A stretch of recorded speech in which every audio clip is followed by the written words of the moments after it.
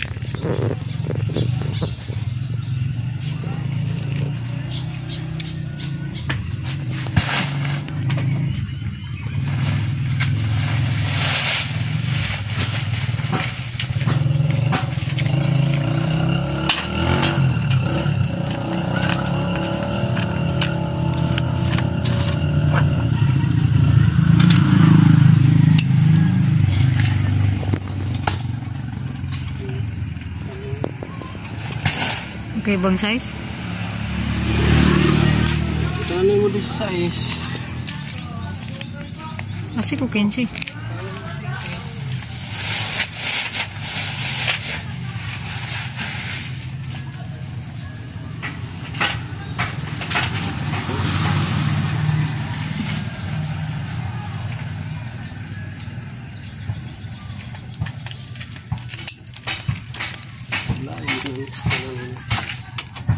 Langgul.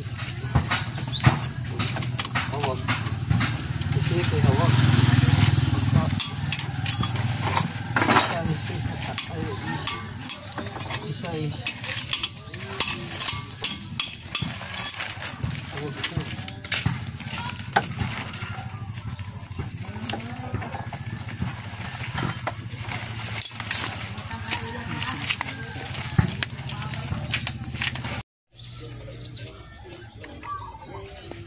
May sira. Ayaw kumapit ng handbrake at saka brake. Pag nag-brake wala na, manipis na dito makapal, tapos madumi na, manipis dito. Yan.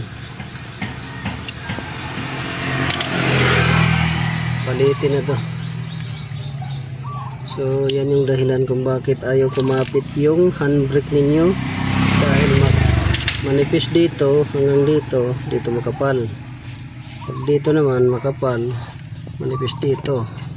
So hindi nyo mahabol yan kahit anong adjust. I-adjust ninyo, ito yung habulin nyo ni i-adjust. Pag i-adjust ninyo dahil manipis to, ito sasayad na. Kung ito naman ang i-adjust ninyo, habulin yung makapal, ito lang na porsyon ang kakapit. So 30% lang ang kakapit sa handbrake ninyo, simula dito hanggang dito, kasi yan yung makapal. Kung yan yung hahabulin niyo. Pero kung ito naman hahabulin niyo hanggang dito, yung 70% nanipis para lumapat to, ito naman nakasayad na, hindi natatakbo yung gulong, nakalock na siya. Ganon rin dito. So ulitin ko, kung mag-adjust kayo na ito yung hahabulin nyo sa brake drum, ito lang yung lalapat, 30%. 70% hindi lalapat. Ngayon kung ito naman habulin nyo yung manipis, ito lalapat siya, pero ito nakalock na. Ito, ganon rin dito, manipis, makapal. So dapat pantay. At sa kondisyon nito, sobrang dumi na, dungis na, oh, may leaking pa konti.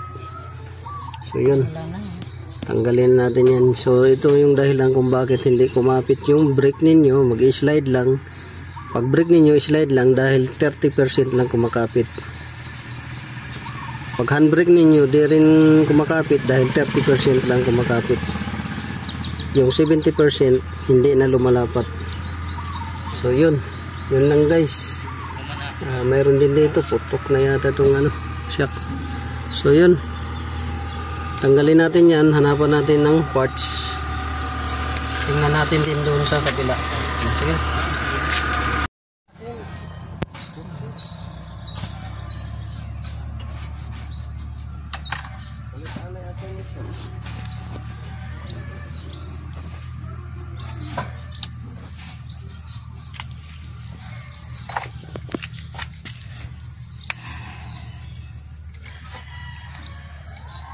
Gabok na.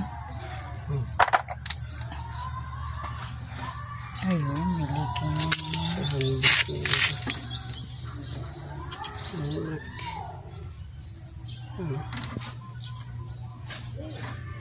Pudpud na nga itong liver. Ito, pudpud na. Leaking na yung Papayaan. Leaking na. Binuksan to sigurado.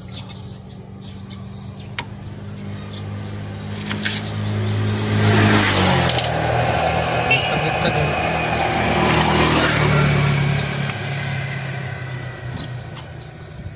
Ayan na nga.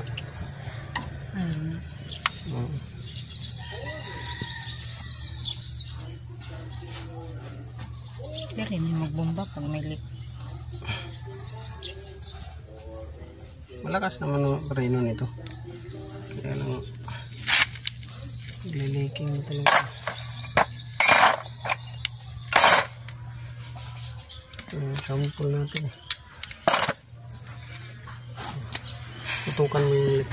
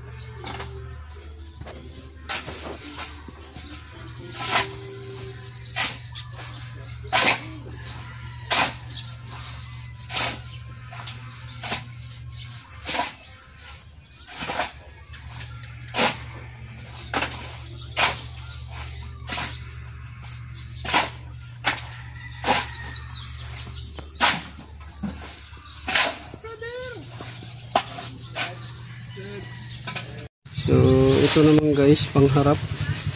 So gaya nito, ito naka brake binding to. So brake binding, mabilis makasira yan, oh, ng tigas. Tigas ng brake pads. Yan, oh. Parang bato yan.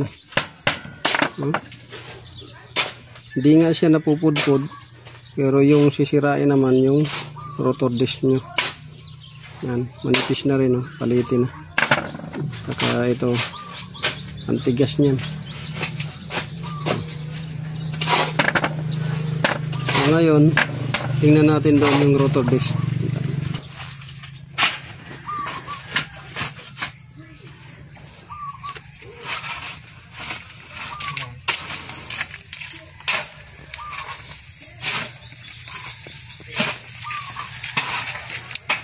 So yan guys, kita natin yung rotor disc, sira na.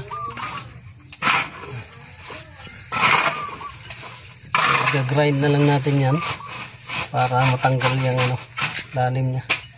Matigas kasi yung brake pads na ilagay. Lubricate din natin yan. So yun guys, yun lang may share natin sa inyo. kung bakit hindi kumakapit yung preno, kung bakit hindi rin kumakapit yung handbrake, at kung bakit maingay yung preno ninyo, dahil lahat doon sa pinakita kong video sa inyo. This is Autoboyson. Maraming salamat. God bless.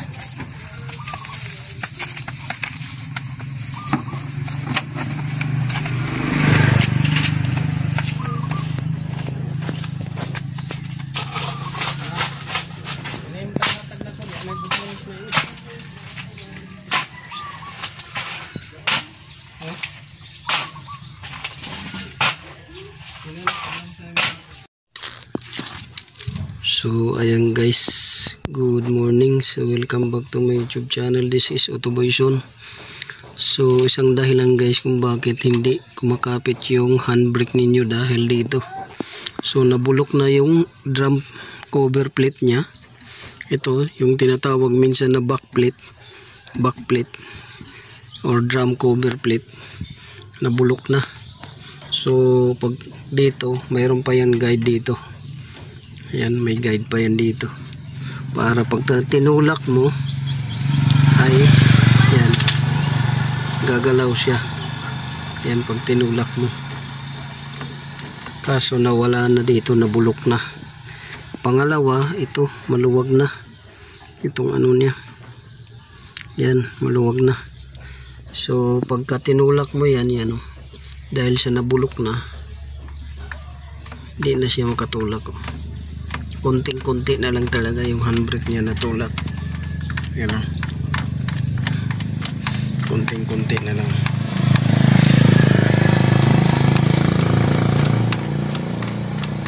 Yan o. So yan yung gagawa natin ng paraan siguro para sumikip to. Kasi wala nang may tutulak siya. So yan, gawa na lang natin yun ng paraan. So ayan guys, nakabit na natin yung parts. So tama lang yung higpit natin, tama lang. So yan, sunod dun sa likod naman para ating mapalitan. So nandito yung mga parts, brake pad sa harap, brake shoe lining sa likod. Then, so yan yung mga bagong parts natin. So natanggal na natin yung luma doon sa kabila, doon. Ito naman yung sa likuran, tapos na rin. So yan, sundan nyo lang guys yung video at para magkaroon kayo ng kunting kalaman.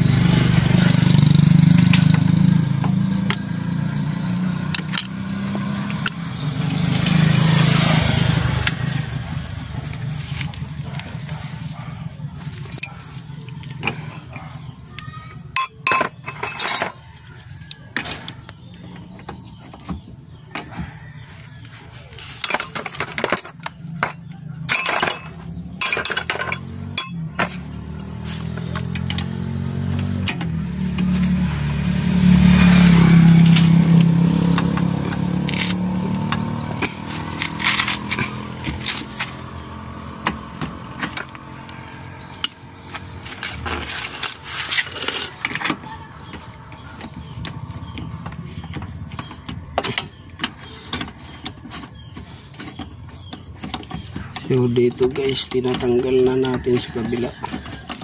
Doon tapos na. Hindi ko lang na-videohan. Dito tinatanggal na natin yung kabila. Ayan. So sungkitin na natin yan.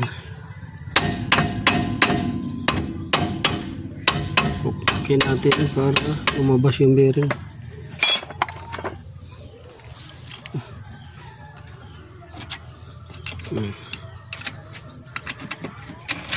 lumabas yung bearing washer niya.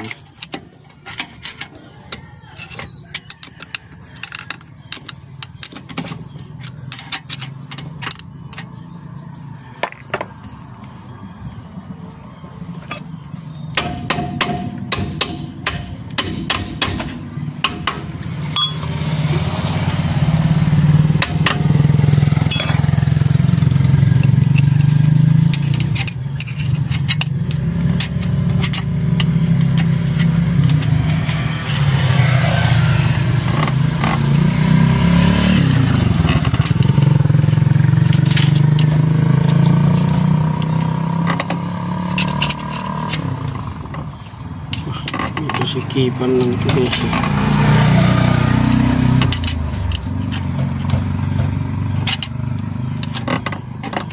Sikip kasi ito. May sikip siya guys. Parang yung first time pa nabuksan. Yan. Tapos sunod yan bearing. Yan ang itsura. Itong bearing na to, naripak natin yan. Ano? Atras yan. Pagka umatras, tanggalin. Tapos ito, ganito lang. Tanggal na yan. So ayan guys, natanggal na natin yung brake drum. Tapos ito, so kung nakikita ninyo, konti na lang yung grasa sa bearing. Ano? Tapos grabe na yung kalawang, nabulok na yung backplate. Tapos winelding na rin yung ano, winelding na. Yan, winelding. So meaning loose thread na, wala nang bolt yan. 4 na bolt yan eh. Isa, 2, 3, 4. So loose thread na, walang bolt, winelding na. Tapos dito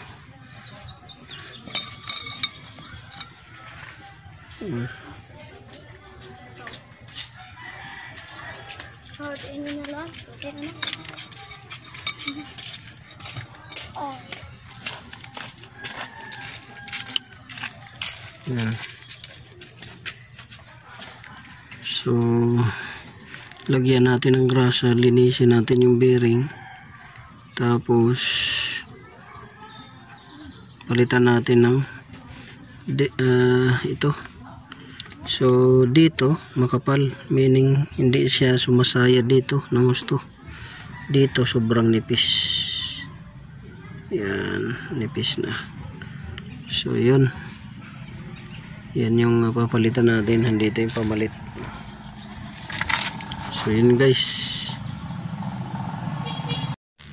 So ayan guys, naikabit na natin. So nilagyan na natin ng grasa. Yan o, para hindi magkalawang yan dyan. So naigpitan na rin natin sa loob. So ngayon ikakabit na natin yung gulong. So pasensya na kayo guys kung hindi ko maipakita yung paggawa ko sa loob, dahil nasira yung jack stand yung cellphone na stand natin. So hindi natin mabitawan yung cellphone. So ganun pa man, madali lang naman sa loob guys. Pag nagkabit kayo ng brake shoe lining, picturean nyo muna kung gusto nyo mag DIY, tapos saka nyo kalasin para may reference kayo. Huwag nyo kalimutan lagyan ng grasa yung mga bearing. Yan, sa loob nito, bearing, inner at saka outer. Tapos yung grasa rin dito sa labas para hindi kalawangin, pati yung mga bolt. So yung sprayan lang ninyo yung spring para maalis yung kalawang at saka malubricate. So yun, kakabit na natin. So ayan, tapos na. Nahigpitan na natin yung mga bolt.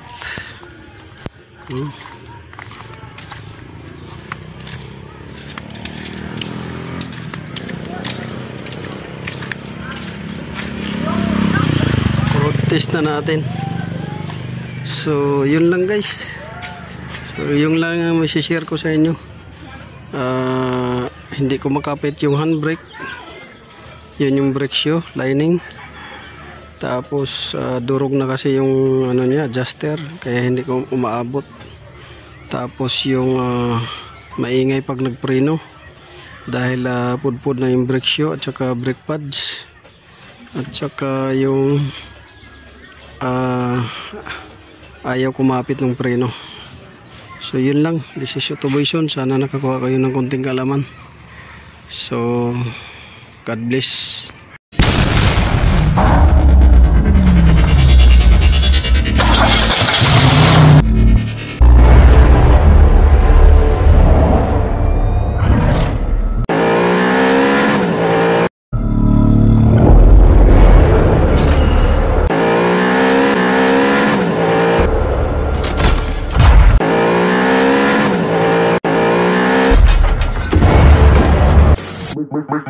Make